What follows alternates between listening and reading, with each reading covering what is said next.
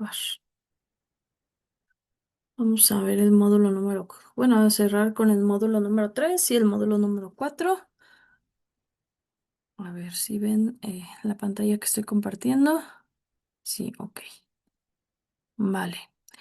Bueno, ahorita vamos a pasar al módulo 4, pero bueno, antes de pasar a estos módulos que me interesa que veamos, para empezar para poder resolver estas actividades, me interesa también que este, repasen bien de qué estamos hablando. Ahí está, estábamos bien. Ok, les estoy compartiendo. Ok. Bueno, primero que nada, buenas tardes, futuros internacionalistas. Bienvenidos a esta sesión. Tengo mensajes. El foro del módulo número 3, perfecto. Bueno, pues ahí vamos avanzando. Ahorita lo vemos. Les iba a compartir algo que ya no me acuerdo qué era. Permítanme. Ya, bueno, futuros internacionalistas. Sí, la lista, ya me acordé qué es lo que les iba a compartir. Antes de empezar a compartir otra cosa, les voy a compartir la lista de registro. Ya saben, se registran en esa lista y ahí ponen su asistencia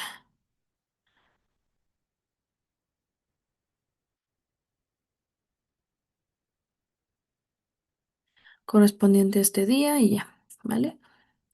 Bueno, les aviso que un día antes de que terminemos el curso, los veo a ustedes el martes ya sería para resolver dudas o para ver lo de sus calificaciones. Ahorita ya vamos a pasar al módulo número 4, entonces me interesa que pues ya para esos días ya hayan entregado sus actividades. Ya sería como para revisar detalles de la materia, ¿vale?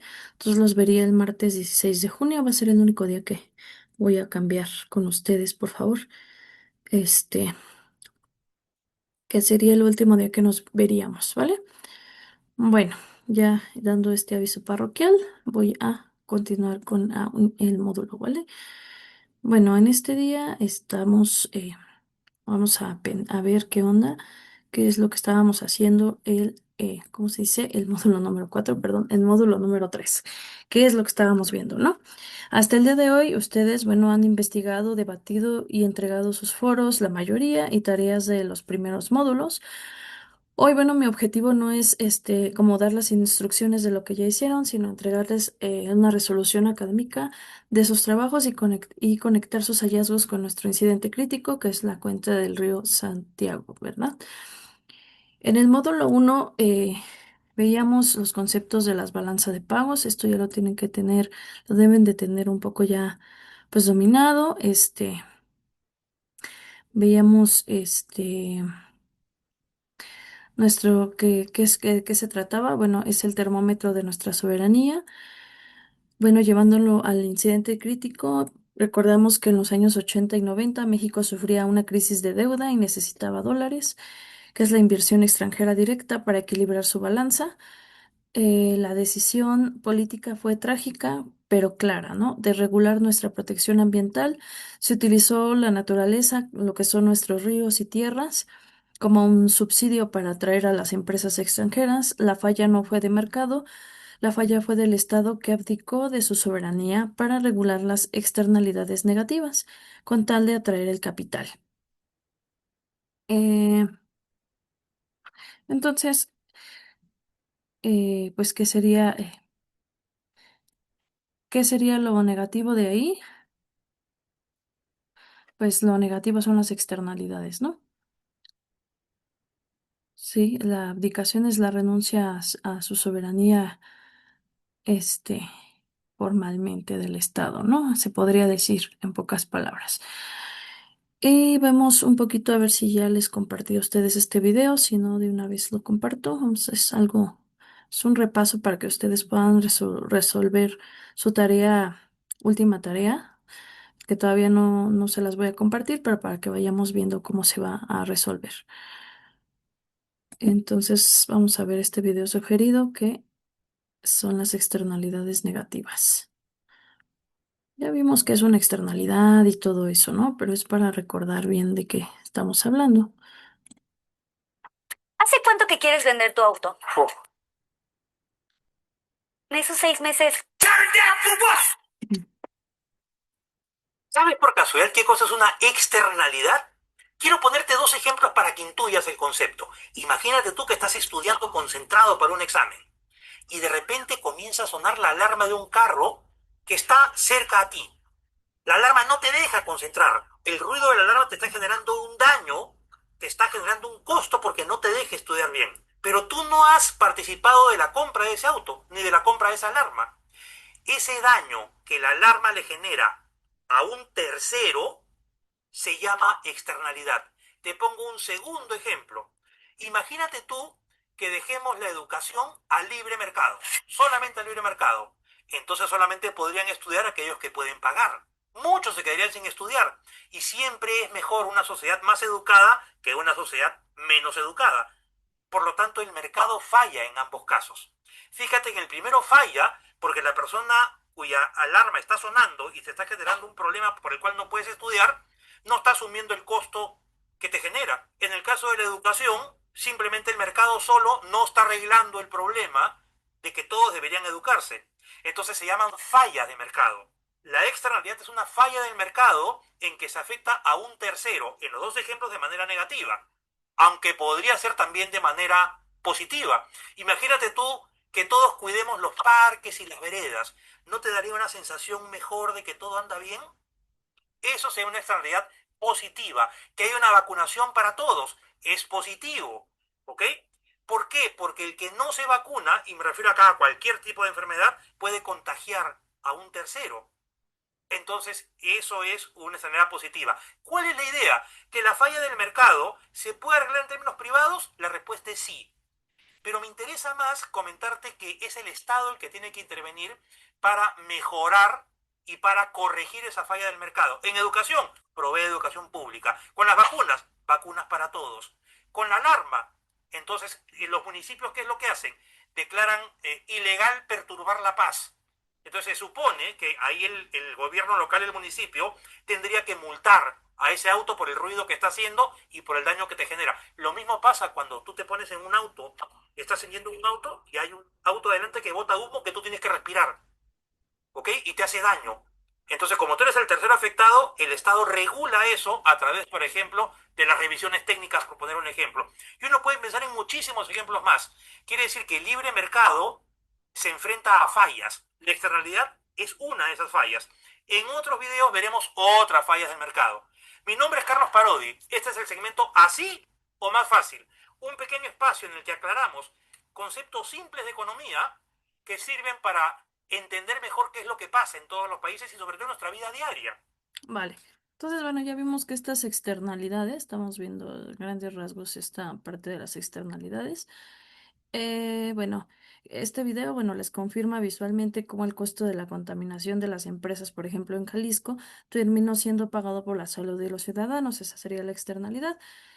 Eh, por otro lado, en el módulo número 2 vimos la parte de las teorías como la ventaja comparativa y el ciclo del producto a nuestra crisis hídrica a través de sus infografías, ¿no? ¿Qué pasó ahí? En la parte del foro de reforzamiento, ustedes lo descubrieron, el libre comercio bajo el Telecán, Tratado de Libre Comercio de América del Norte, operó bajo la hipótesis del paraíso contaminante basados en el módulo de Hedgehog-Holling, ¿no? Exportamos lo que nos abunda. México ofreció sus leyes laxas, flexibles, con su factor abundante. No competimos innovando, competimos permitiendo el dumping ambiental, ¿no? Ese dominio, con la externalidad. Las empresas globales aplicaron el ciclo de vida del producto de Raymond Vernon, de manera que deslocalizaron las fases más sucias y maduras de sus industrias hacia nuestras fronteras. O sea, nos vinieron a dejar toda esa parte negativa porque en el norte global ya estaban prohibidas, ¿no? Ahí sí cuidan su medio ambiente, pero aquí nos dejan la huella ecológica del comercio, ¿no? Vamos a ver otro video que se llama el dumping ambiental para entender un poquito mejor esta parte que les explico.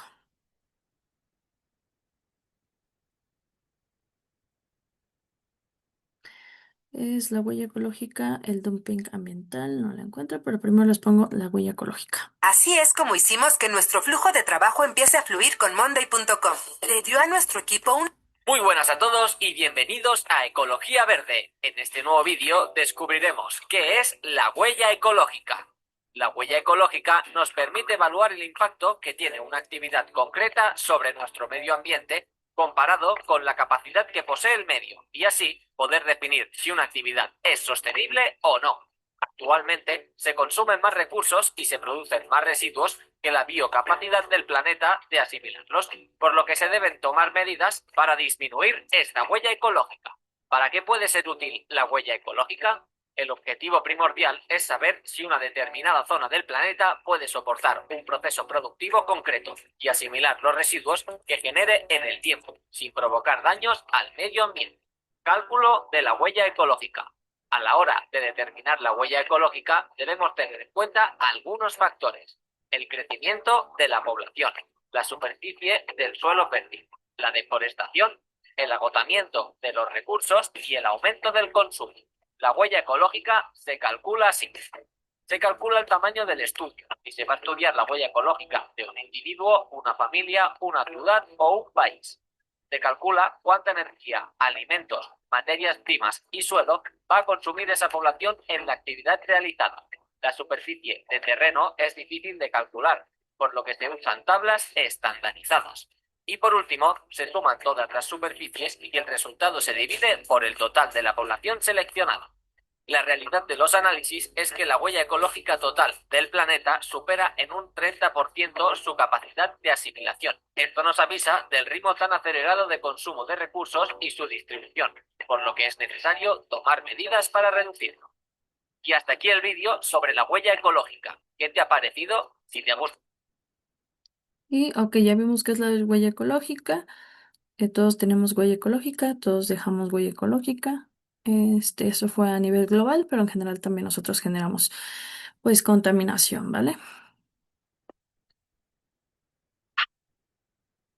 El dumping en el comercio internacional. Según la definición de la OMC, o Organización Mundial del Comercio, el dumping es la exportación de productos a un precio inferior a su valor normal, es decir, a un precio inferior a aquel al que se venden en el mercado interno o en los de terceros países, o también al costo de producción. En otras palabras, es la práctica de vender productos por debajo del costo de producción para poder ganar ventajas competitivas en un nuevo mercado, amenazando los mercados internos. ¿Cuál es el objetivo del dumping o los objetivos? Existen tres principales razones por las cuales el exportador realizaría esta práctica. Uno es monopolizar un mercado. El segundo, defender mercados amenazados. Y finalmente, conquistar mercados internacionales atractivos para un producto en específico. Ahora bien, todo lo que tiene ciertas ventajas también tiene desventajas. Y aquí las desventajas son que generan relaciones comerciales poco sólidas. Puede significar el cese de operaciones de tu empresa en el país al que has decidido exportar. Esto también puede significar que restrinjan la entrada de tu mercancía a nuevos mercados. Es una práctica muy cara de mantener, debido a las pérdidas generadas o pequeñas utilidades generadas. Afecta la competitividad para el mercado local, los otros exportadores y el gobierno de ese país. Y finalmente, es una práctica censurada por diversos organismos internacionales. Para todo esto se creó el Acuerdo Antidumping en 1994, que busca regular esta práctica para poder defender los mercados locales de los países inscritos en la Perdón. Organización Mundial de Comercio. Aunque existen debates sobre si esta práctica es desleal o no, la OMC no emite ningún juicio para los exportadores que utilicen esta estrategia para crecer.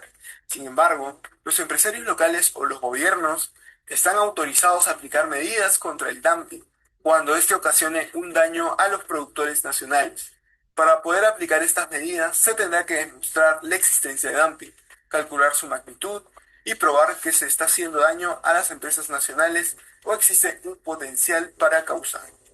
Bueno, espero que te haya gustado este video. No te olvides de seguir a las páginas de Ángela Olachea y China. Ok, bueno, entendemos ya el dumping de manera ecológica. Bueno, ocurre cuando una empresa produce un país con leyes ambientales laxas para abaratar costos, ¿no? Es lo que mencionan.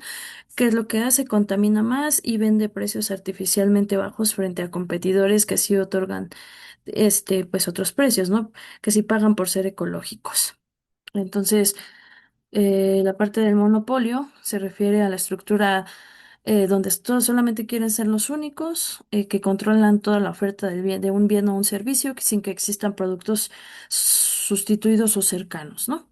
Entonces, a eso vamos con esta parte de la teoría económica y obviamente desglosando un poquito más términos y todo para que ustedes revisen bien a qué se refiere cada una, ¿no? Y el oligopolio también hay que ver.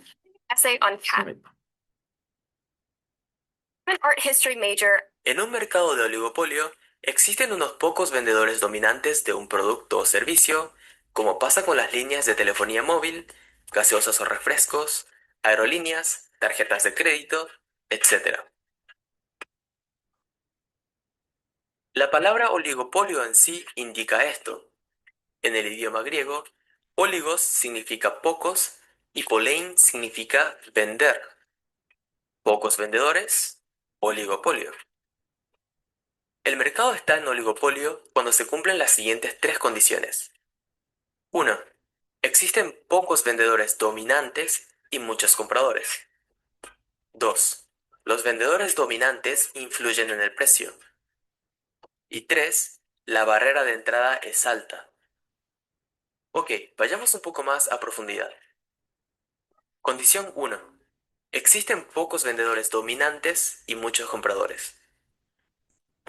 En un mercado de oligopolio, existen unos pocos vendedores dominantes llamados oligopolistas. Y la clave acá es el dominio. Puede que en el mercado de refrescos o gaseosas existan muchos vendedores, pero los dominantes son los dos de siempre, Coca-Cola y Pepsi.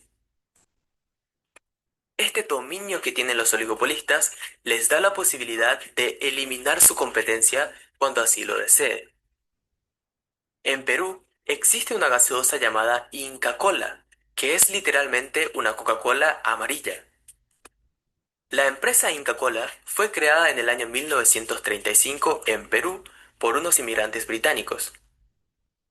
Esta bebida tuvo tanto éxito en el país que hasta impidió que la empresa Coca-Cola domine el mercado peruano por muchos años, hasta que, en el año 1999, Coca-Cola adquirió la mitad de la empresa Inca Kola, posicionándose así como el mayor vendedor de gaseosas en Perú.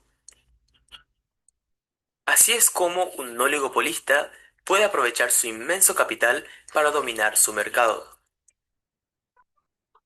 Esto nos lleva a la condición 2. Los vendedores dominantes influyen en el precio. Si puedes comprar un litro de Coca-Cola por $1 o un litro de una gaseosa de marca desconocida por el mismo precio de $1, optarías por la Coca-Cola. Esto es natural. Por eso, los competidores deberán vender a un precio menor a $1 el litro para atraer compradores. Así es como los oligopolistas pueden fijar el precio que les convenga, mientras que las demás empresas solo pueden obedecer y ajustar sus precios. Condición 3. La barrera de entrada es alta. Si hoy decides participar en el mercado de líneas de telefonía móvil, deberás realizar inversiones gigantescas. Esto incluye el desarrollo de sistema, fabricación de tarjetas SIM, construcción de antenas en todo el territorio nacional, contratos con líneas extranjeras para el roaming, contratación y entrenamiento de personal, etc. A esto se le suma el costo de publicidad, que deberá ser más atractiva y de mayor alcance que la de los oligopolistas actuales. Y lo peor de todo es que tienes que recuperar toda tu inversión vendiendo tu servicio a un precio menor al que ofrecen las grandes empresas. Considerando todo esto, ¿Participarías en el mercado? Yo no. De esto se trata esta condición. La barrera de entrada es alta. Cuando se cumplen estas tres condiciones, el mercado se encuentra en un oligopolio. Muchas gracias. Ok, bueno. Bien, regresando un poquito a lo que estamos en los módulos. Aquí ya estamos viendo el módulo 1, el módulo 2, ya entendiendo un poquito las externalidades. Eh, entonces, bueno, en nuestro bloque, ya estuvimos viendo lo del dumping, la dumping, y pues que es un oligopolio, ¿no? Que se refiere a una estructura de mercado donde, bueno, un pequeño grupo de empresas domina lo que es la oferta de un producto o servicio, ¿no? Debido a que son pocas las decisiones de una de ellas sobre precios o producción y afectan directamente a las demás, creando una fuente de interdependencia. Esta es la principal razón del dumping. En el bloque, no, bueno, en este módulo, bueno, en esta parte también de las teorías, recordamos un poquito este modelo que ya se recopiló un poco más. Este modelo de Leching-Olin predice que países exportan bienes intensivos en sus factores abundantes, ¿no? México, con abundancia de mano de obra y recursos naturales, se especializa en industrias extractivas y manufactureras contaminantes, perpetuando su rol como proveedor de materias primas. Y los factores de contaminación nos se refiere a la abundancia relativa de factores, trabajo barato, recursos naturales, abundantes. Y bueno, esto resulta en concentración de industrias contaminantes, donde los costos ambientales no se internalizan, trasladando este daño ecológico a las comunidades locales vulnerables. Y bueno, por otro lado, el paraíso contaminante, eso se convierte en un paraíso contaminante.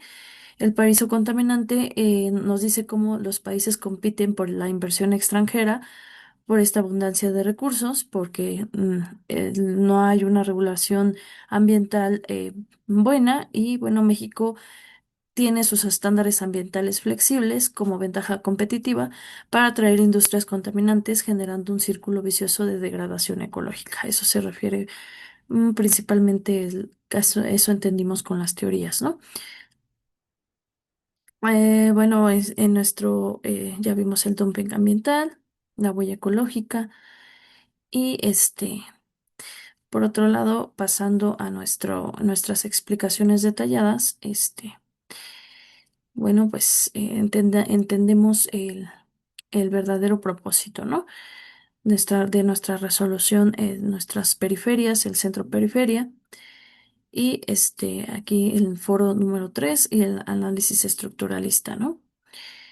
Eh, por otro lado, vamos a ver un poquito, avanzando un poquito a lo que acaban de entregar ya en su módulo.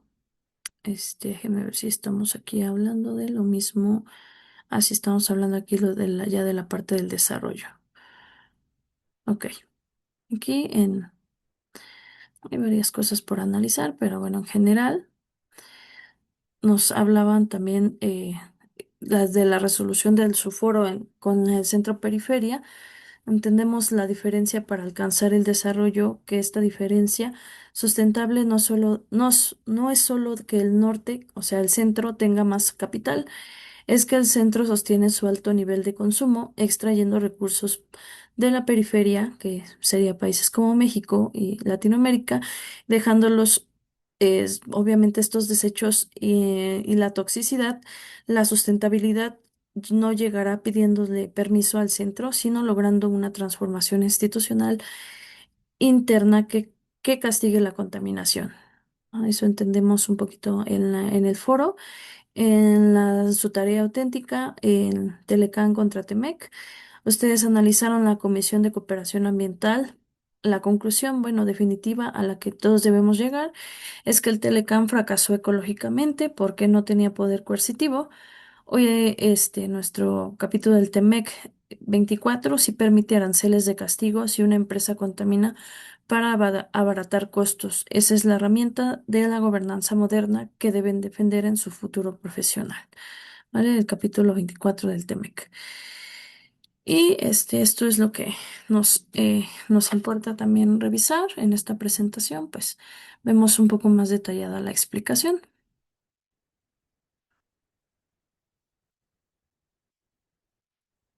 Vamos a ver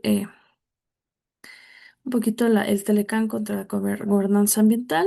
Aquí, bueno, esta teoría de la CEPAL que ya hemos visto varias veces, ¿no? Nos decía cómo México en su rol funciona como extractor de recursos naturales, ¿no? Para el centro norte, esta dinámica perpetúa la sobreexplotación ambiental. Esto se deriva también de la teoría anterior y, bueno, por la dependencia económica.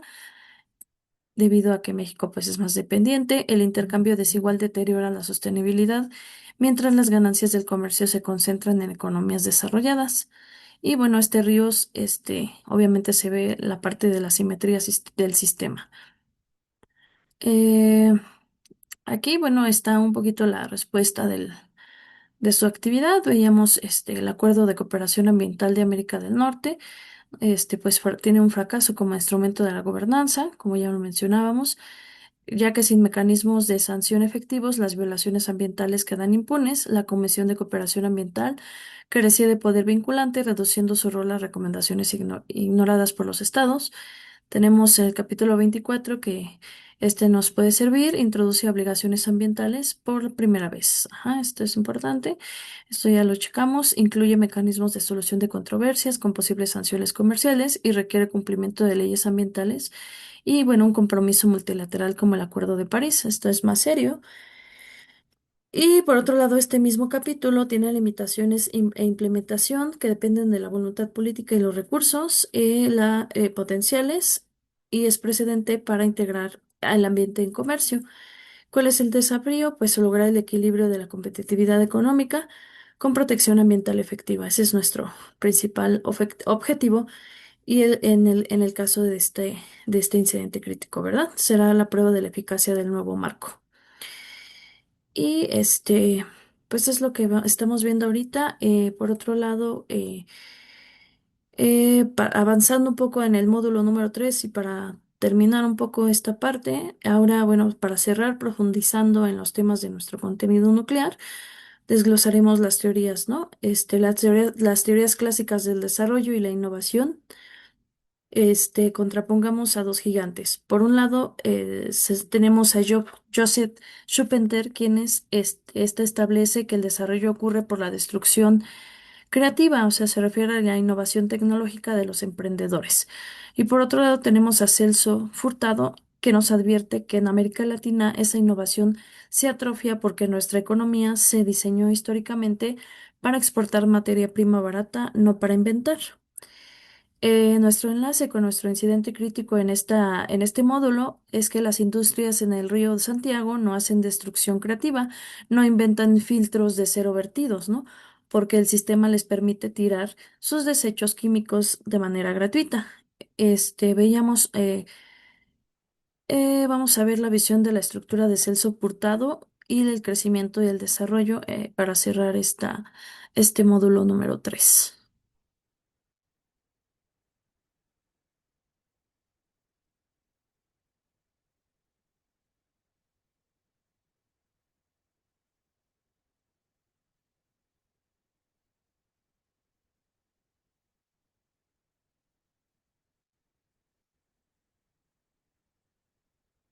Con frecuencia, crecimiento y desarrollo son términos confundidos, y aunque tienen una relación entre sí, son conceptos diferentes.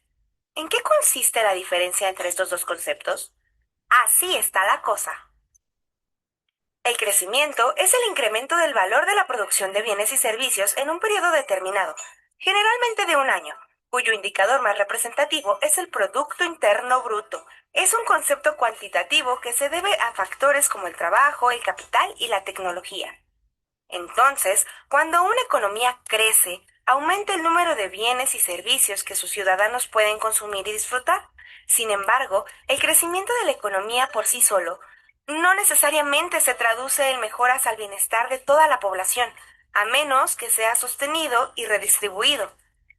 Por otro lado, el desarrollo es un proceso que se da como resultado del crecimiento y la distribución de la riqueza, que tiene que ver con un objetivo sociopolítico a largo plazo que implica equidad, bienestar social y sustentabilidad.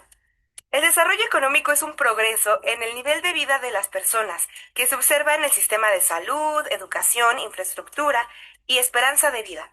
Este concepto, a diferencia del crecimiento, es cualitativo y se mide con un conjunto de indicadores relacionados. Así, podemos ver que el desarrollo necesita el crecimiento, más una correcta distribución de los beneficios para poder materializarse, mientras que en una economía puede haber crecimiento sin que necesariamente haya desarrollo. En México, el PIB de los últimos 15 años ha crecido a una tasa promedio anual del 2.44%, mientras que el ingreso per cápita bajó 1.69%. No siempre los beneficios del crecimiento se derraman automáticamente, especialmente en el país, donde existe evidencia de una alta concentración de la riqueza y falta de calidad de empleo y servicios para la población. Así está la cosa.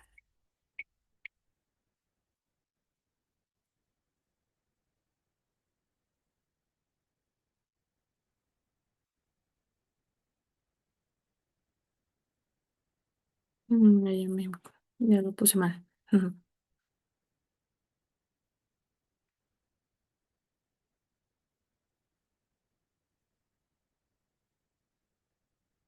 A ver, nos hablan, bueno, son principalmente los del concepto. Vea facial, 48 horas de Antes de que se nos hidratación vaya el tranquila tiempo. que se nota en tu piel. Nivea es para la piel. Esta temporada futbolera nos tenemos que preparar con todo, así que voy a convocar a los mejores.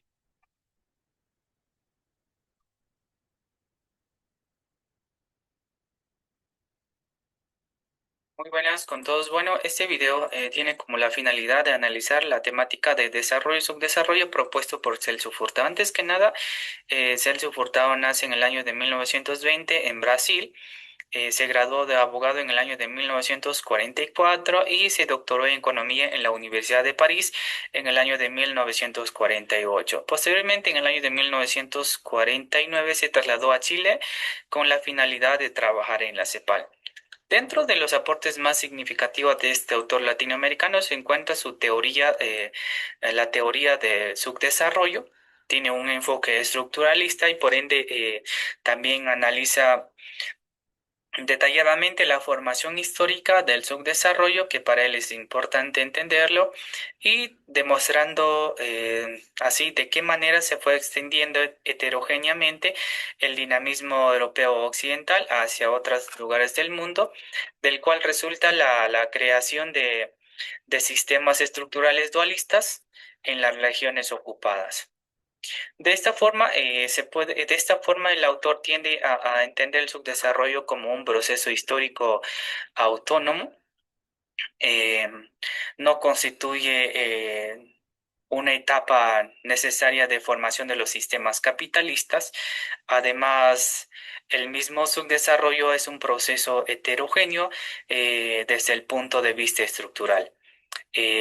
Por ende, el autor entiende que el subdesarrollo se presenta de diversas formas y en diferentes etapas. Entonces, el autor entiende sobre todo que el subdesarrollo eh, es la manifestación de las relaciones complejas de dependencia y dominación entre los pueblos, con tendencia a autoperpetuarse en formas cambiantes. Bueno, por otra parte, Furtado entiende el desarrollo económico como un proceso de cambio social por el cual un número creciente de las necesidades humanas o las que se crean en el proceso del cambio se satisfacen a través de una diferenciación y de un sistema productivo generada por la introducción de nuevos medios tecnológicos. En este caso, para Furtado, el desarrollo económico es fundamentalmente un proceso que implica una propagación también y sobre todo eh, incorporación de nuevas técnicas que entrañen modificaciones de estilo estructural. En ese sentido, él entiende de que sobre todo de que sí es importante un crecimiento económico, pero sin embargo también ve la necesidad de crear un sistema productivo, eh, una estructura productiva, de modo que él considera de que con el modelo agroexportador de las materias primas de las naciones latinoamericanas, pues no iban a poder industrializarse. Entonces él propone esta situación de la necesidad de industrializarse. Bueno, en relación con lo que ya se ha dicho totalmente, pues vuelvo a retroceder en ciertos aspectos muy importantes, sobre todo en el proceso de la expansión del dinamismo europeo occidental hacia otras zonas. Pues durante la época del siglo XVIII, pues hubo un advenimiento industrial en Europa, lo que provocó una ruptura económica de dicha época. Entonces, este dinamismo del núcleo industrial se desarrolló en esa época en tres direcciones. Una se enfocó primeramente en la expansión industrial, sobre todo en Europa mismo, lo cual provocó que a su final las economías precapitalistas artesanales pues fueran absorbidos o muchos de ellos fueron eliminados prácticamente. Y por otro lado, dentro de otras direcciones, pues se enfoca sobre todo en la expansión en lugares de este núcleo capitalista, en la expansión de otros lugares, pues sobre todo no eran no eran lugares poblados. Y el proceso fue muy diferente. En cambio, en la tercera dirección, Furtado analiza sobre todo la expansión hacia lugares o regiones en las cuales estaba ya establecido un sistema económico en dicho lugar. Entonces, cuando el sistema capitalista industrial llega a estos lugares, pues lo que intenta hacer en primer lugar es establecer una línea comercial. Y por segundo tenía intenciones de explotar los recursos materiales, de materias primas en dichos lugares.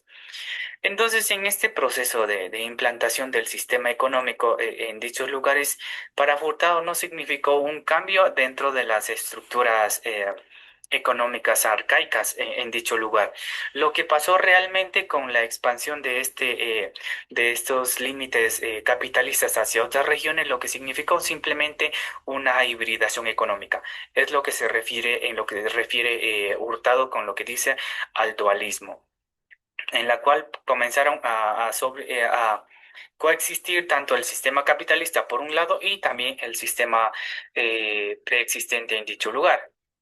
Entonces, lo que trata de explicar es como que esos problemas de subdesarrollo se pueden ver en ese sentido en economías dualistas, de economías híbridas en ese sentido. Entonces, lo que ejemplifica Hurtado es como las empresas capitalistas de producción y también los que se encargan de comercialización de la minería, pues no tienden realmente a modificar la estructura preexistente, ya que para que cambien las estructuras preexistentes, pues para según Hurtado deben seguir ciertos parámetros. Entonces, él establece tres tipos de parámetros para entender si realmente hubo un cambio dentro de la estructura económica de dicho lugar. Entonces, él habla principalmente sobre todo de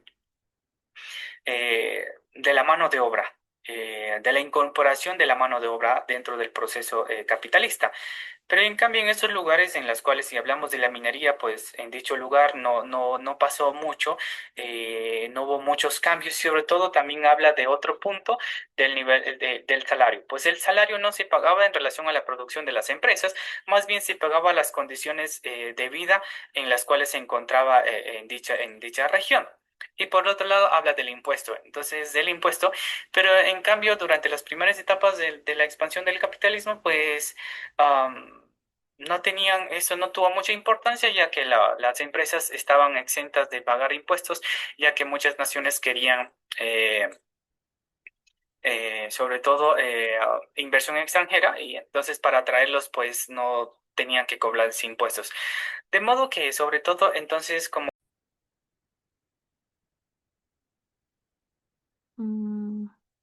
Uy, no sé cómo estamos compartiendo. Más.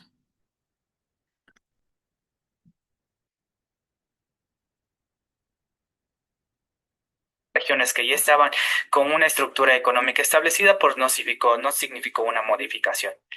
Am, Sin embargo, pues hay casos en las cuales en Asia mismo, sobre todo en las siembras de té en Ceilán y sobre todo en Birmania también, donde hubo un proceso que quizás de una intensidad del sistema capitalista, pero no significó mucho. En ese sentido, él explica de que eh, con la incorporación de más personas al sistema de producción capitalista, implica también un aumento del salario, lo que creaba una masa salarial, lo que a su vez iba a modificar la estructura económica preexistente, pero pues no se dio en muchas ocasiones, entonces pues como que Furtado ve de que no se dio este proceso. Pero en cambio él menciona de Brasil, también es un caso especial, a pesar de que esas naciones que estamos hablando se basaron en economías híbridas y sobre todo con unas estructuras precapitalistas. Sin embargo, no todas las naciones funcionaron de ese mismo modelo. So, why should I learn a language for? Ok, bueno. En general pusimos bueno, pues este audio, bueno, este video, porque pues es importante entender ay, el concepto, ¿no? De lo que es el subdesarrollo, ¿no? Hablaba de un proceso histórico que no es una fase o un escalón previo con el que pasan todos los países antes de llegar a ser ricos, ¿no? Es un camino histórico completamente diferente, también se refiere a una condición permanente, ¿no? Se manifiesta como una red compleja de dependencia y dominación entre pueblos, el subdesarrollo, ¿no? Tiene una fuerte tendencia a autoperpetuarse a lo largo del tiempo bajo formas cambiantes. Y el desarrollo económico se refiere al cambio social y tecnológico.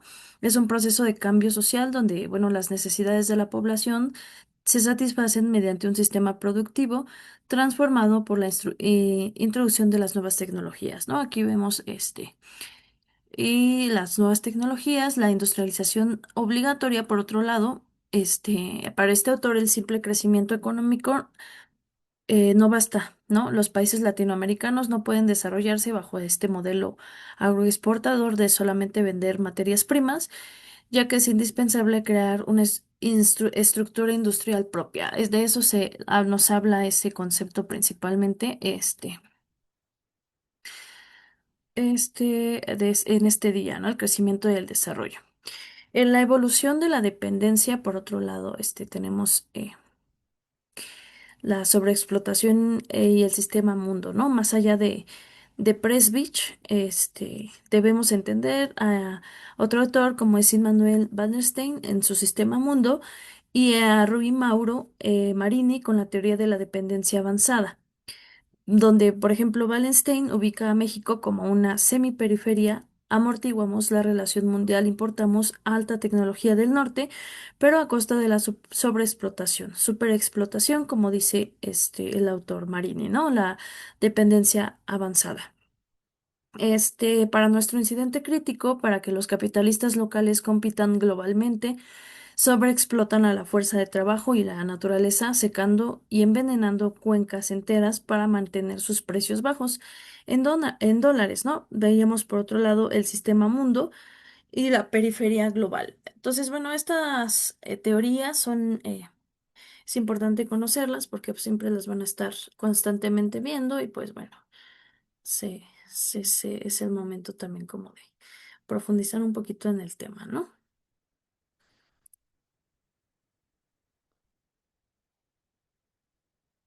Hola a todos, bienvenidos. Esto es Aprendiendo en menos de 15 minutos.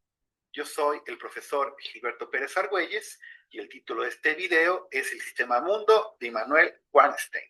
Los invitamos a que nos sigan en nuestras redes sociales, en nuestra página de Facebook y nuestro canal de YouTube. Vamos con el video, vamos con los antecedentes. En primer término vamos a explicar lo sucedido durante el siglo XVI por parte de la corona española y portuguesa y la explotación de recursos en el continente americano. es prácticamente el inicio de lo que se conoce como sistema mundo, la explotación de recursos en este continente. En segundo término, podríamos explicar lo sucedido en el siglo XIX, también tras la expansión territorial y la explotación de recursos, esto por parte de la corona inglesa y también por parte de la corona francesa en los continentes africano y también en el continente asiático. Ahora vamos a explicar qué es el sistema mundo. El sistema mundo es una teoría que pretende explicar el comportamiento de las relaciones sociales y económicas entre países. Según Wallenstein, existen tres tipos de países. En primer término, los periféricos. Son naciones que tienen menor desarrollo económico y mayor dependencia hacia otros. Caso, por ejemplo, como México. También podríamos hablar en segundo término de las naciones semiperiféricas. Son naciones que tienen un poco mayor desarrollo económico y menor dependencia hacia otros. Nos referimos en específico a casos como la India, ¿no?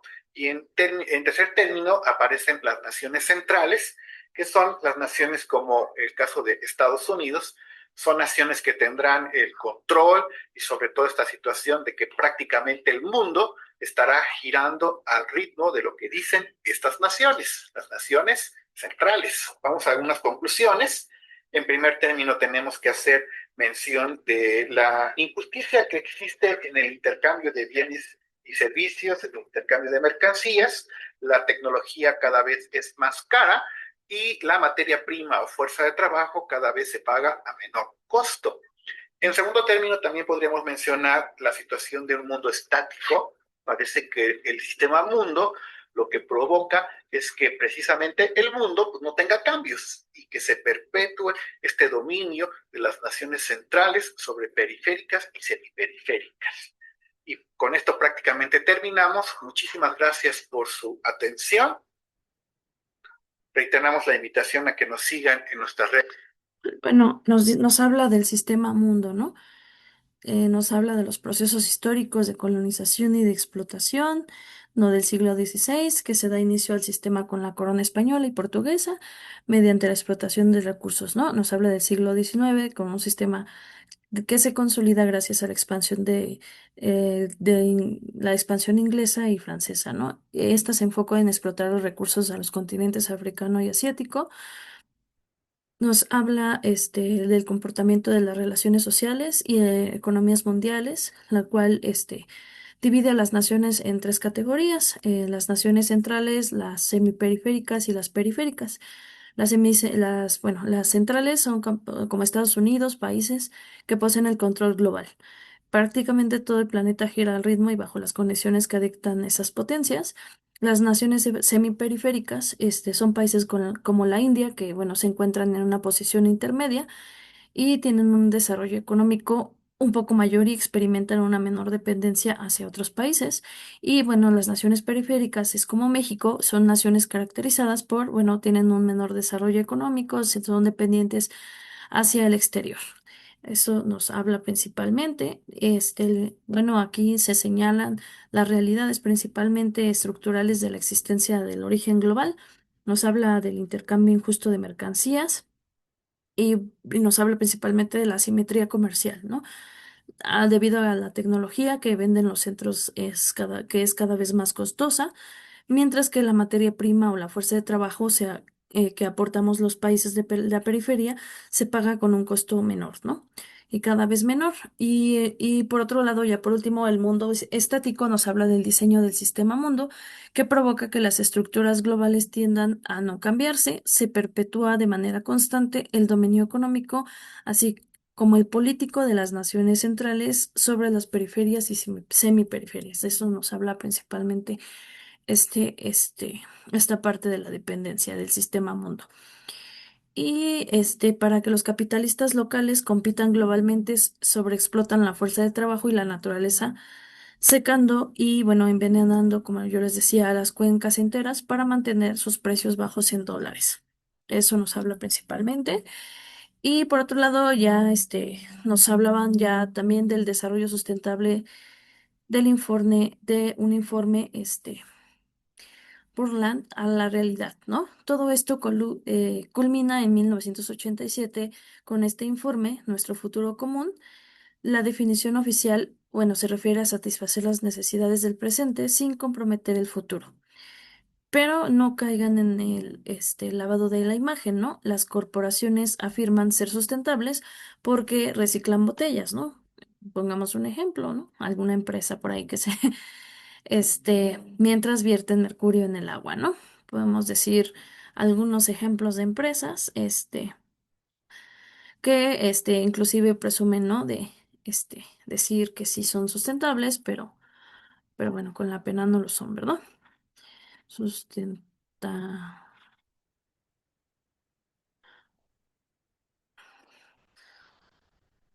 Podremos poner un ejemplo, ¿verdad?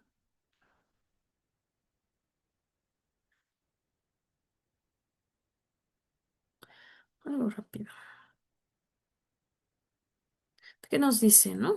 Según tus Soy Jesús conceptos. Lutero de la industria mexicana de Coca-Cola. El día de hoy quiero contarles por qué es importante la sostenibilidad y sobre todo la sostenibilidad de los recursos hídricos. Es muy importante que pensemos como empresas, como ciudadanos, qué mundo le queremos heredar a las próximas generaciones. Hoy como empresas y como ciudadanos tenemos que hacer y pensar en las actividades que hacemos, qué repercusión, qué externalidades tienen. Y por eso tenemos una responsabilidad. Tenemos que avanzar juntos en generar soluciones para las comunidades donde trabajamos, generar valor, generar acciones conjuntas y ser un buen ciudadano corporativo en cada una de las acciones que hacemos.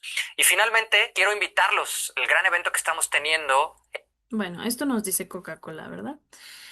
Pero de todas maneras ya vimos que sí deja una huella ecológica. Hay un fuerte debate internacional sobre las prácticas internacionales ambientales de estas empresas. No especifico precisamente, puse un ejemplo, ¿no? Mientras, bueno, algunas corporaciones difunden metas de reciclaje, sustentabilidad, múltiples auditorías globales en, amigables, ¿no? Bueno, hay señalamientos continuos como la mayor corporación contaminante de plástico del mundo. Por algo es, ¿no? Entonces, bueno, hay un impacto ecológico real de estas empresas que abarcan ejes principales. Principalmente, bueno, es la contaminación plástica externa. ¿A qué se refiere? Que venden alrededor de 100.000 millones de botellas plásticas de un solo uso cada año. Hay informes de Oceanía que estiman que para el año 2030, perdón, estas marcas verterán más de 600.000 toneladas de residuos plásticos anuales en los océanos del planeta, imagínense. Y la huella hídrica desmesurada, ¿no? Hay análisis industriales que nos dice que se requieren 35,4 litros de agua para producir solo medio litro de refresco. La gran mayoría, 28 litros, se destina al cultivo de los endulzantes agrícolas y otros 7 litros de manufactura de su empaque. Y también tenemos acusaciones de greenwashing, que son organizaciones como Greenpeace, que denuncian que estas marcas realizan un lavado verde de imagen, ¿no? Recientemente,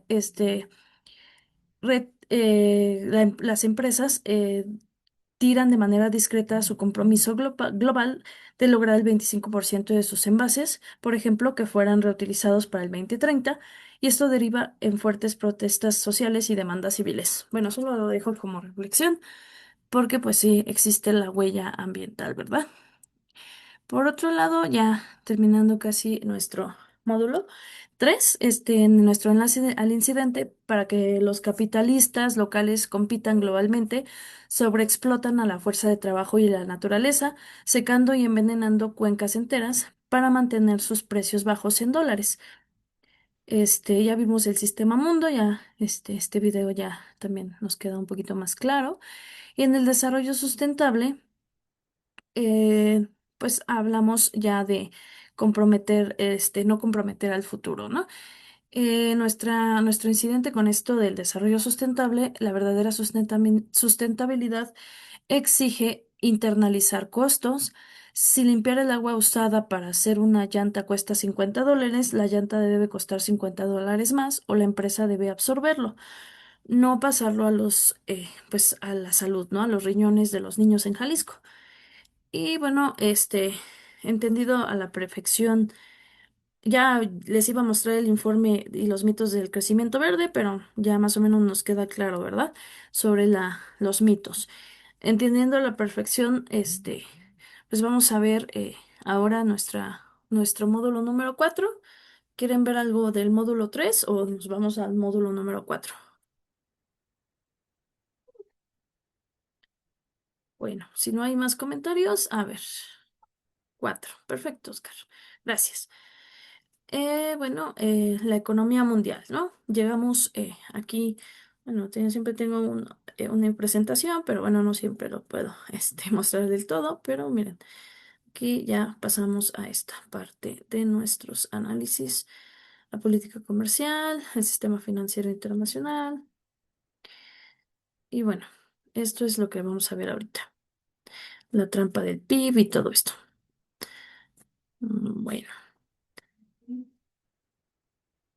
Eh, Perdón. Bueno, llegamos al corazón de la asignatura, la economía mundial. Y bueno, hasta ahora hemos visto cómo México y otros países toman decisiones.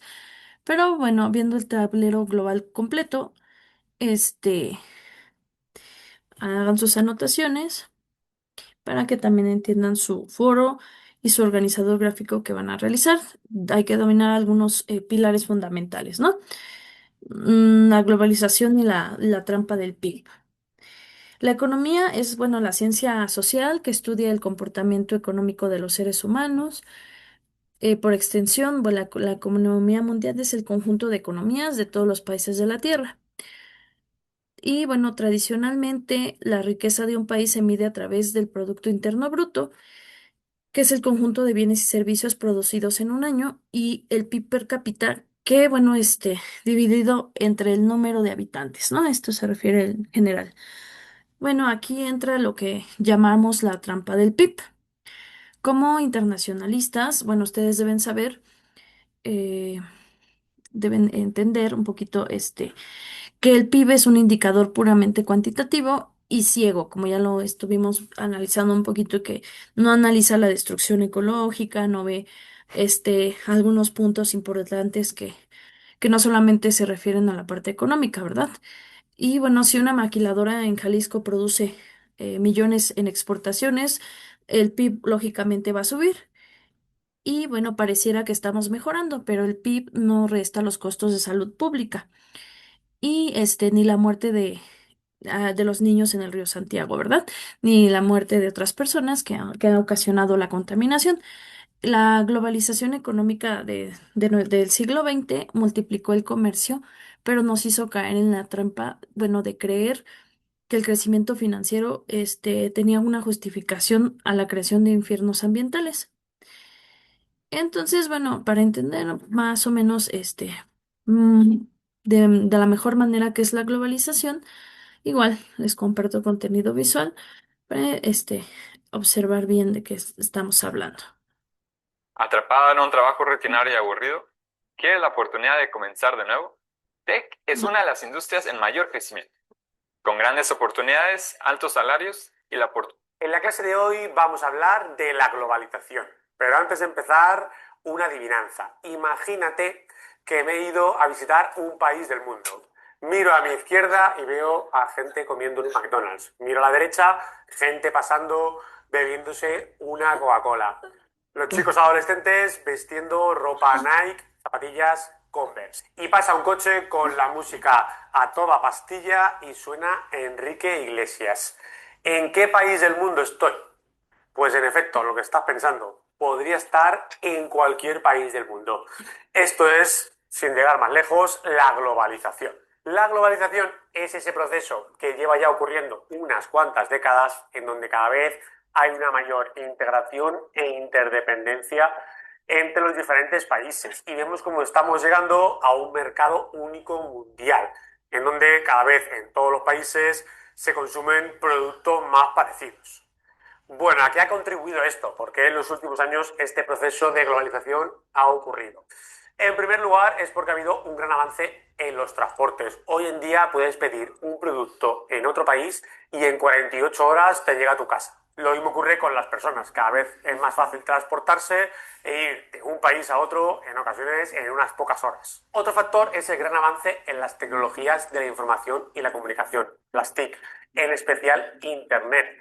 Y es que hoy en día con un solo clic podemos mandar dinero a la otra punta del mundo o incluso se puede tomar una decisión en un país y que se aplique al instante en otro país diferente. También tenemos cada vez menos barreras comerciales. Hemos visto en clases anteriores que hay un proceso de integración económica que trata de eliminar todas estas barreras y fomentar el comercio entre países, lo cual favorece que los productos lleguen a todos los puntos del planeta. Y también tenemos una mayor normalización.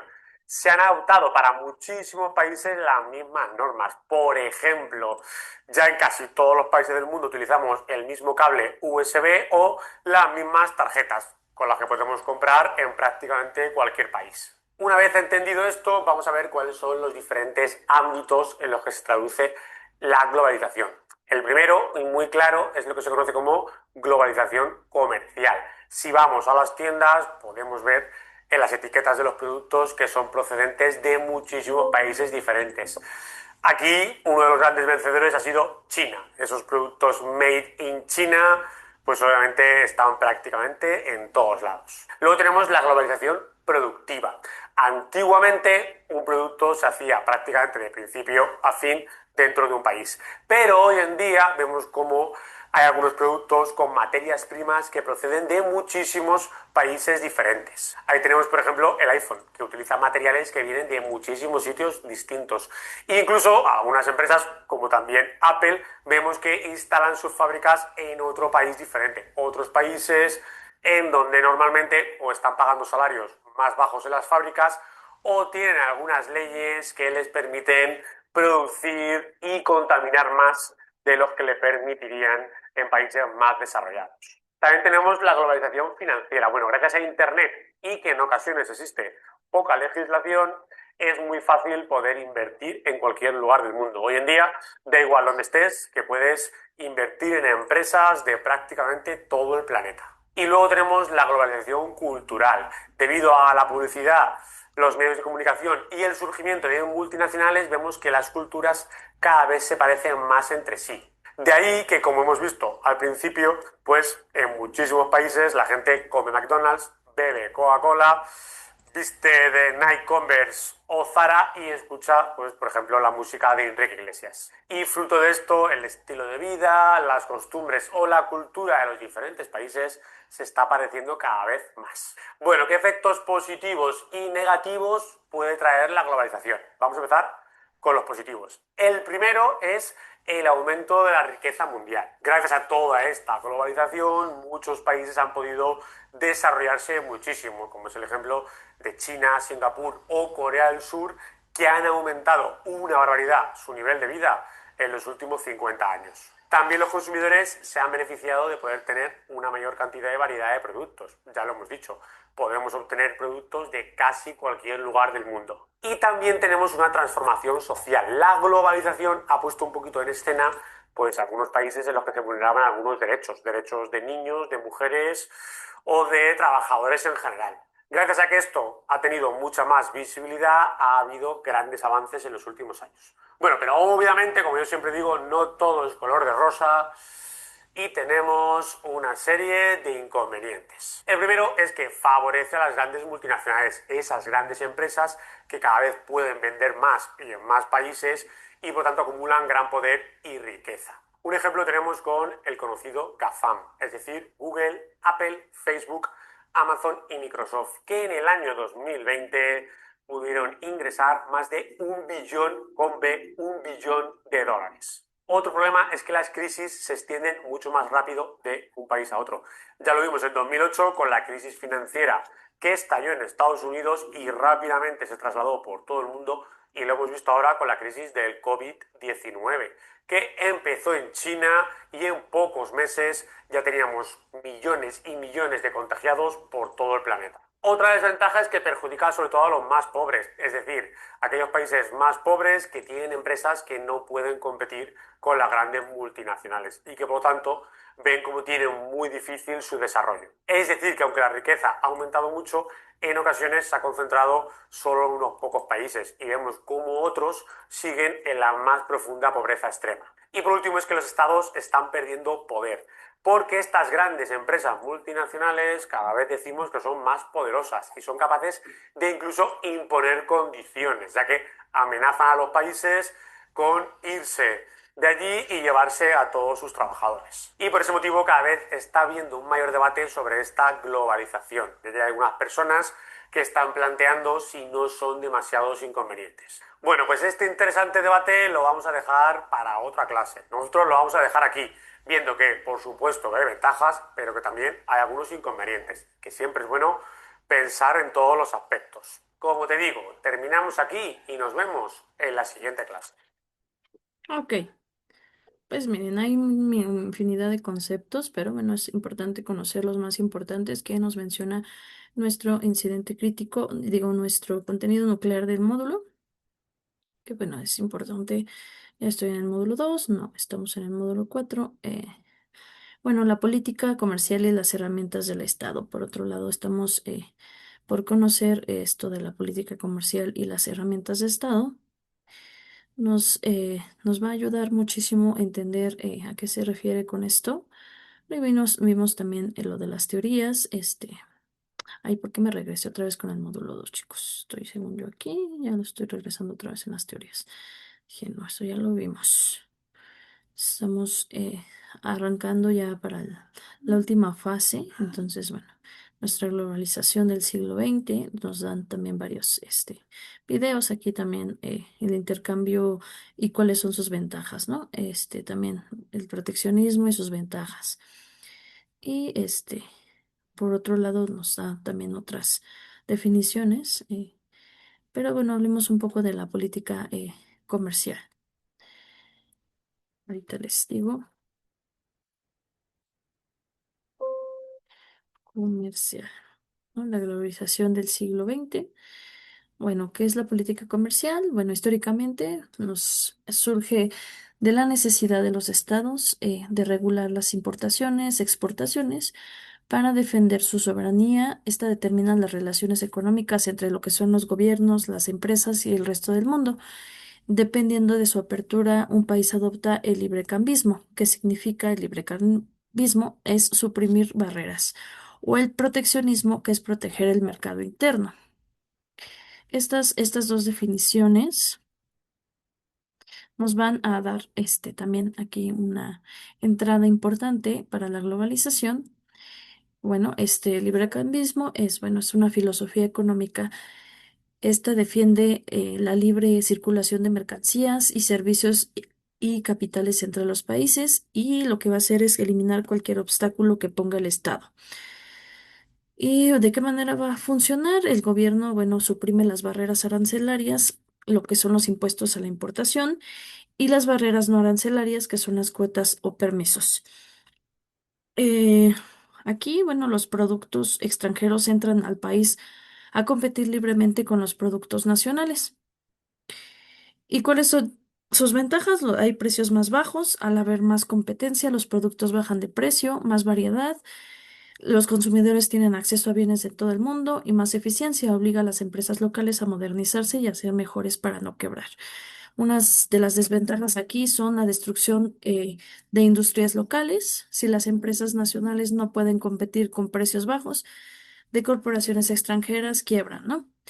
Y hay desempleo, el cierre de fábricas locales genera pérdida de puestos de trabajo y también genera dependencia. El país, bueno, puede volverse dependiente de otros para conseguir productos básicos como alimentos o tecnología. Y por otro lado tenemos el proteccionismo. El proteccionismo se refiere al cuidado interno, es la política económica. Bueno, esta va a proteger las industrias, los empleos y los productos de un país frente a la competencia de los productos extranjeros. Y bueno, el gobierno impone fuertes restricciones al comercio exterior y las herramientas principales son los aranceles, las cuotas de importación y los subsidios. En general, los aranceles son impuestos caros a productos importados para que al llegar al mercado nacional sean más costosos que los productos locales. Las cuotas de importación es un límite máximo al número de productos extranjeros que pueden entrar en el año y los subsidios es dar dinero o apoyo fiscal a productores locales para que puedan vender más barato. Las ventajas, pues, protege el empleo nacional, hay un desarrollo de industrias estratégicas y seguridad nacional. O sea, el país no depende de terceros en momentos de crisis internacionales. Y las desventajas son precios más altos porque no hay competencia extranjera. Los productores locales pueden subir los precios. Los monopolios y bueno, también hay la, se puede decir la flojera empresarial. Como las empresas locales están protegidas por ley, no se esfuerzan en mejorar su calidad ni en innovar. Y hay una guerra comercial. Si tú le pones aranceles a otro país, ese país responderá poniéndole aranceles a tus exportaciones, lo que daña el comercio general. Esto es lo que nos da a entender lo que queremos decir en este concepto de la política comercial de estas partes, tanto abiertos, pueden ser, si es muy abierto al mercado, como cerrado también. Ya se está acabando el tiempo. Bueno, para no alargarnos tanto y seguir con esto, vamos a irnos, ya vimos los instrumentos comerciales, financieros, ¿no? También financieros es el tipo de cambio. Se aplican reduciendo, devaluando o elevando o revaluando la moneda nacional, ¿no? Si México devalúa el peso, nuestras exportaciones son baratas para Estados Unidos, pero a nosotros nos sale muy caro importar la tecnología limpia. También la parte de las barreras no arancelarias se refiere a las limitaciones jurídico-administrativas que incluyen cuotas, y exigencias técnicas, como las medidas fitosanitarias, etiquetado o protección medioambiental. Nuestra relación con nuestro incidente son que durante años el libre comercio obligó a México a relajar estas barreras ambientales para no ser acusado de proteccionismo. Y bueno, les recomiendo ver de las medidas proteccionistas. El proteccionismo, lo cual ya mencionamos un poco. El sistema financiero internacional. Vamos a dividir este bloque en dos porque, bueno, está un poco largo, todavía abarca la siguiente semana, entonces estamos viendo un repaso. El sistema financiero internacional y los dueños del dinero. Tenemos el sistema financiero internacional.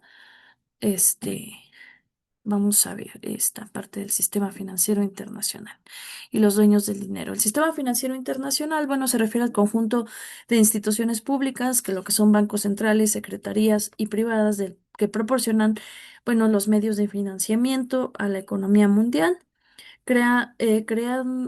Bueno, creado al finalizar la Segunda Guerra Mundial, se sostiene en el Fondo Monetario Internacional, el Banco Mundial, ¿quiénes son los dueños del dinero? Nos preguntamos. Bueno, el sistema no es democrático, las decisiones las toman los países más ricos del mundo. En el caso del Banco Mundial, tenemos 5 principales accionistas, como es Francia, Alemania, Japón, Reino Unido y Estados Unidos.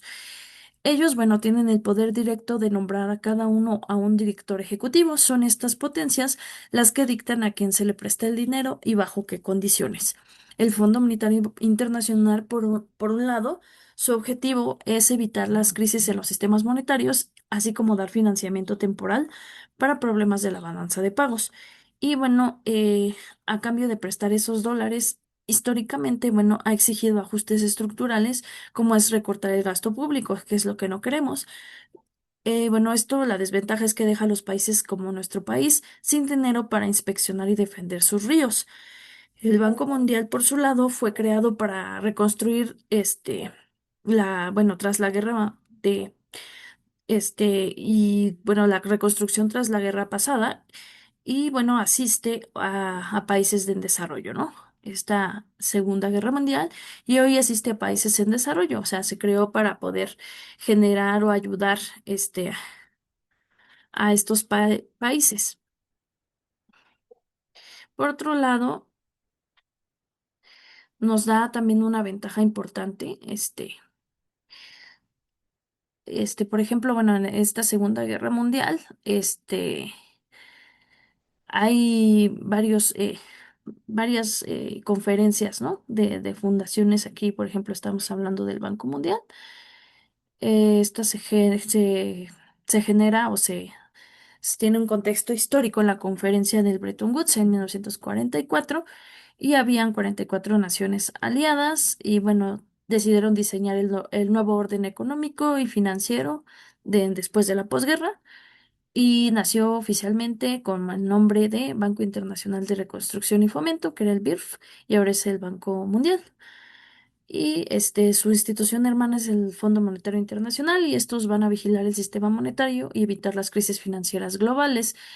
Entonces, bueno, estos nos dicen también los términos, ¿no? Este Banco Mundial otorga créditos para infraestructura, pero muchos de estos megaproyectos industriales terminaron generando severos daños ecológicos. O sea, por otro lado, sí defiende la economía, pero hay daños severos por la falta de una gobernanza ambiental fuerte. Y bueno, les recomiendo ver el video del Bretton Woods, el Fondo Monetario Internacional. Lo vemos la siguiente clase. Y por otro lado, las instituciones, tenemos las instituciones, aquí ya a grandes rasgos les expliqué esto, las instituciones comerciales internacionales. Llegamos a los ámbitos del juego, ¿no? Para que ustedes tengan esta parte importante, es necesario conocer algunas instituciones. Tenemos la Organización Mundial del Comercio. Esta es la principal institución donde se establecen las reglas del sistema multilateral. Fue creada tras el Acuerdo de Marruecos en 1995, siendo la heredera directa del antiguo GATT, que era el Acuerdo General sobre Aranceles Aduaneros y Comercio. Y bueno, a nivel estructural, su máximo órgano es la conferencia ministerial, que se compuso por representantes de todos los miembros y se reúne al menos cada 2 años. Su labor recae en el consenso general, que es la máxima autoridad de las conferencias. Y bueno, el elemento más poderoso de esta organización mundial es el órgano de solución de diferencias, la OSD. Y cuando un gobierno considera que otro está infringiendo un acuerdo, lleva el caso en en esta organización. Ajá. Eh, por otro lado, en este órgano, perdón.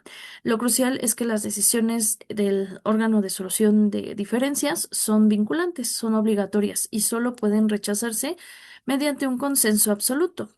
Y bueno, esta relación con el incidente crítico es que históricamente la Organización Mundial del Comercio penalizó las regulaciones ambientales estrictas, tachándolas de barreras no arancelarias injustas. Y si queremos salvar al río Santiago, la política internacional debe exigir que la OMC reconozca el cuidado ecológico como una norma inquebrantable, no como un obstáculo comercial. Eso también es importante. Y bueno, aquí les recomiendo ver qué es la Organización Mundial del Comercio y cómo funciona. La Organización para la Cooperación y el Desarrollo Económico, que es la OCDE, es una organización intergubernamental con sede en París, ¿no? Compuesta por más de 35 países miembros. Se conoce como el Club de los Países Ricos y su labor es que estos miembros trabajen para responder a los retos económicos, sociales y ambientales de la organización. A diferencia de la Organización Mundial del Comercio, la Organización para la Cooperación y el Desarrollo Económico no impone castigos, sino que analiza y publica datos comparativos, fomenta la estabilidad económica y también favorece la cooperación. Y su fuerza radica en su prestigio para dictar buenas prácticas a nivel mundial y mantiene un contacto constante con la sociedad civil, consultando tanto al sector empresarial como representantes de los trabajadores. Con nuestro incidente crítico, la OCDE ha emitido fuertes recomendaciones a México sobre su ineficiencia en el manejo de aguas y residuos peligrosos. Y sus informes son la herramienta estadística perfecta que, bueno, ustedes como analistas deben usar para exigir al gobierno mexicano que se eleve sus estándares de protección a nivel de las grandes potencias. Como se dan cuenta, estas organizaciones también pueden servir de guía, porque a nivel internacional pueden defender también esta parte ambiental. Y la Conferencia de las Naciones Unidas para el Comercio y el Desarrollo, la UNCTAD, establecido en 1964, a grandes rasgos, este es un órgano de la Asamblea General de la ONU, se enfoca en la esfera del comercio y el desarrollo. Bueno, esta radica principalmente en los países en desarrollo, en la periferia, y para acelerar su crecimiento comercial de forma justa.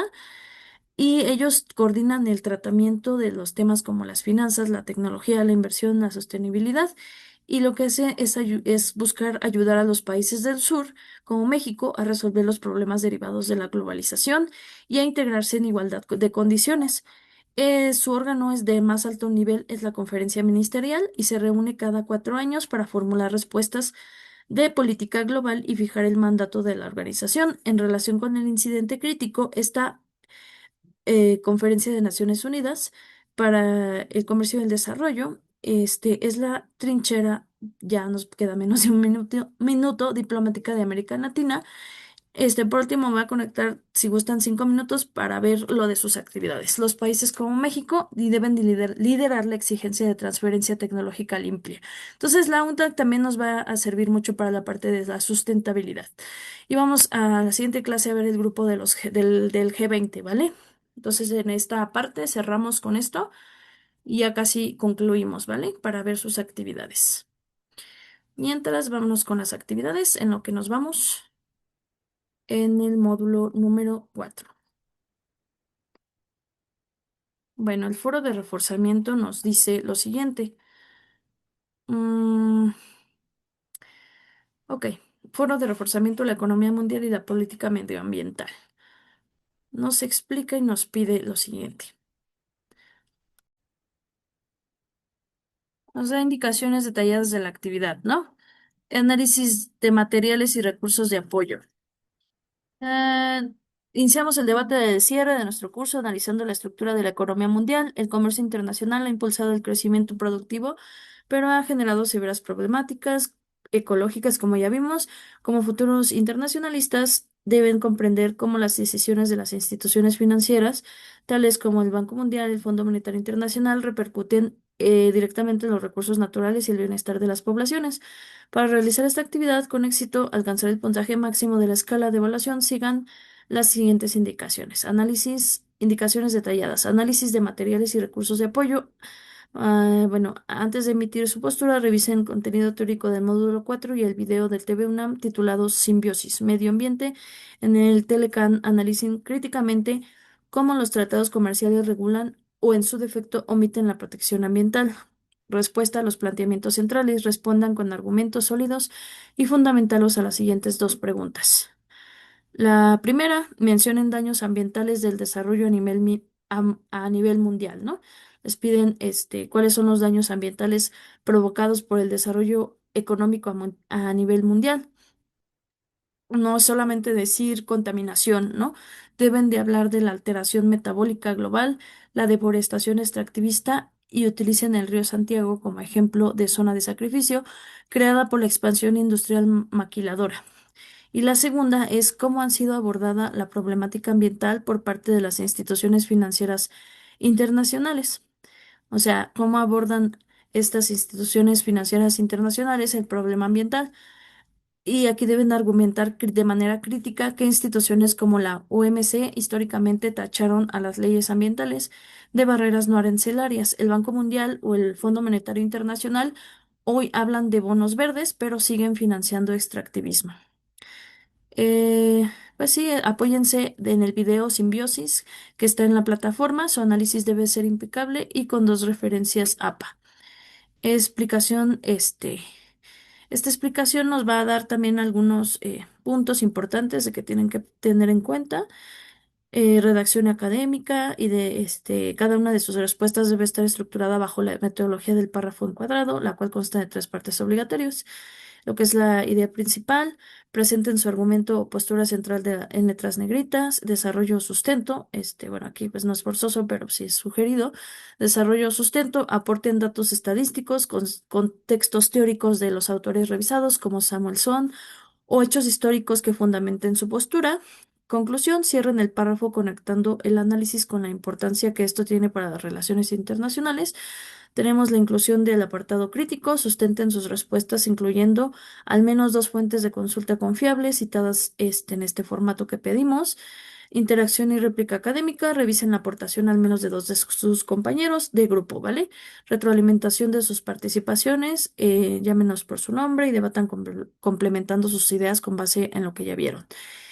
Y bueno, algunos ejemplos puede ser este a continuación. El desarrollo económico global impulsado por la liberación comercial y la demanda masiva de bienes ha generado una degradación ecológica irreversible mediante la sobreexplotación de los ecosistemas locales. En el contexto de la economía política internacional, el crecimiento industrial exige un flujo constante de materias primas para abastecer las cadenas globales de valor. Un ejemplo de esta externalidad negativa es la deforestación masiva de la selva de Amazonas, donde corporaciones transnacionales destruyen hectáreas de bosque para introducir ganadería y agricultura de exportación. Bueno, esto es un ejemplo, pero igual y pueden citar bien lo que ya vimos con el incidente crítico. Y a ver, permítanme. Esta es otra actividad. Referencias, ejemplos, desarrollo, foro. De, bueno, por otro lado, bueno, sigo leyendo.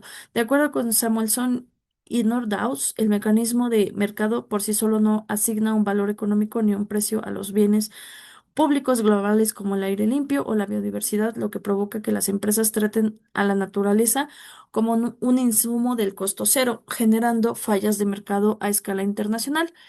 Y la consecuencia, el desarrollo económico contemporáneo no puede considerarse eficiente, ya que la riqueza financiera generada a corto plazo se sostiene mediante el colapso de los ecosistemas, que exige que los internacionalistas propongan tratados comerciales que subordinen el crecimiento económico de la sustentabilidad. Eso es lo que queremos, principalmente que desarrollen sus ideas. Y por otro lado, vemos lo siguiente, ¿no? Indicaciones. Ok. Por aquí tenemos también otra tarea que es la tarea auténtica.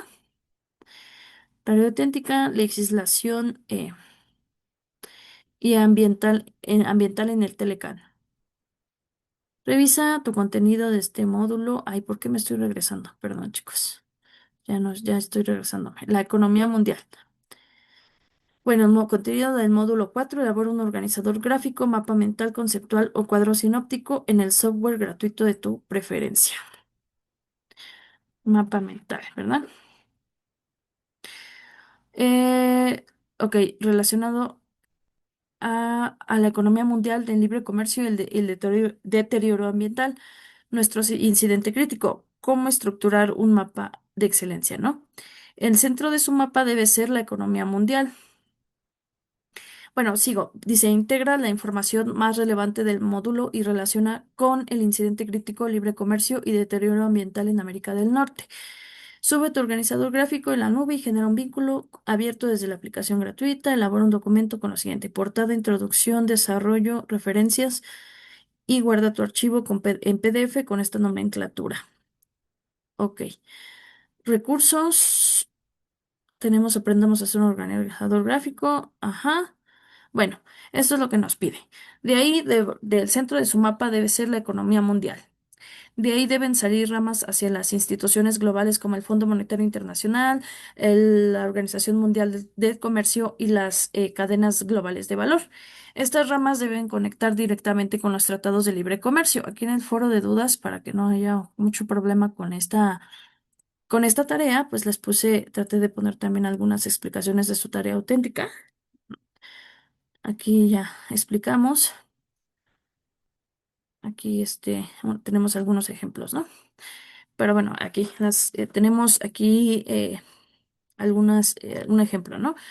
Tenemos la economía mundial. Esas ramas deben conectar directamente con los tratados de libre comercio en Norteamérica y el eslabón final de su mapa debe ser la consecuencia local, la devastación del río Santiago y Atoyac, señalando que esto ocurre por la presión corporativa para mantener costos bajos. En su documento de Word no olviden su introducción, conclusión y en esta conclusión reflexionen: las fuerzas internacionales deciden el destino de nuestros recursos locales. Si no regulamos globalmente, moriremos localmente. Bueno, con esto tienen su mapa completo, pero bueno, veamos un ejemplo, ¿no? Tenemos sección de la introducción, ejemplo, ¿no? La integración económica y la firma de tratados de libre comercio entre asimetrías productivas regionales que actúan como motores de especificación industrial que en ausencia de instituciones regulatorias vinculantes externalizan los costos ecológicos hacia eslabones territoriales más vulnerables. Nos dice, eh, miren, por ejemplo, tenemos la economía mundial, lo que yo le estaba explicando. Primero, bueno, tienen que revisar su contenido del módulo 4. Elaborar su contenido, su organizador gráfico, generar un vínculo abierto para que yo lo pueda ver, armar un documento Word que tenga portada, introducción, link abierto y referencias, entrega de PDF con nomenclatura, eso ya tiene que estar de cajón. Un ejemplo de mapa conceptual estructural, pueden poner, por ejemplo, economía mundial, ¿no? Globalización. Y a un lado, mecanismos comerciales como el Telecal y el Temec. Y lo que sigue puede ser el incidente crítico, que es lo que está pasando. Hay un deterioro ambiental del río Santiago y el dumping ecológico que habíamos dicho. Y por otro lado, podemos poner otro enfoque. También se pueden enfocar en las variables macroeconómicas, ¿no? Por ejemplo, tenemos el libre comercio, la debilidad institucional y los pasivos ecológicos a la salud pública. El libre comercio nos habla de variables económicas, eh, nos habla también de debilidad institucional, como es la parte ecológica, la salud pública, y los pasivos ecológicos y la salud pública se refieren principalmente a la parte económica, a los pasivos ambientales y al deterioro ambiental, pero principalmente es la idea principal es por ejemplo, entender la idea principal, que es la integración. En este ejemplo nos dicen la integración económica y la firma de tratados de libre comercio entre asimetrías productivas regionales que actúan como motores de especialización industrial en ausencia de instituciones regulatorias vinculantes que es que aparte de las externalidades que ya comprendimos, los costos ecológicos hacia los establecimientos más vulnerables. Y nos dice, en el marco de la economía política internacional, los acuerdos de desregularización arancelaria buscan optimizar las ventajas comparativas de cada nación para dinamizar los flujos de inversión extranjera directa y consolidar balanzas comerciales superavitarias. Un ejemplo de este fenómeno se observa en los procesos de integración comercial en la Unión Europea con las economías de transición de Europa del Este, donde la eliminación de barreras fronterizas incentivó el establecimiento de plantas manufactureras de alto impacto contaminante en zonas con fiscalizaciones ambientales laxas. El análisis económico demuestra que la apertura comercial acelera la degradación de los recursos locales y los capítulos ambientales de los tratados carecen de mecanismos punitivos frente a la contaminación transfronteriza de sumideros hídricos y atmosféricos. En conclusión, el estudio contemporáneo de la economía mundial exige que los internacionalistas evalúen el comercio internacional no como un indicador puramente financiero, sino como una estructura de gobernanza global que puede subordinar el crecimiento económico a la sustentabilidad territorial y a la preservación de los bienes políticos globales. ¿Vale? Entonces aquí, bueno, obviamente se explica, ¿no? Dos central, economía central, perdón, economía mundial, línea de conexión, fomenta la firma de tratados de libre comercio, apertura comercial, que promueve la relocalización de cadenas de suministro industrial, manufactura pesada, las cuales generan deterioro de ecosistemas locales y externalidades. En pocas palabras, pues esto lo quiero acá como un nodo, ¿vale? Y aquí hay otro ejemplo que ahí les encargo que lean y que los desglosen, ¿vale? Entonces, por mi parte, chicos, es todo. La próxima semana nos vemos. Espero que les haya sido de utilidad. Si tienen dudas, díganmelas de una vez. Si no, ya terminamos este curso del día de hoy, por favor.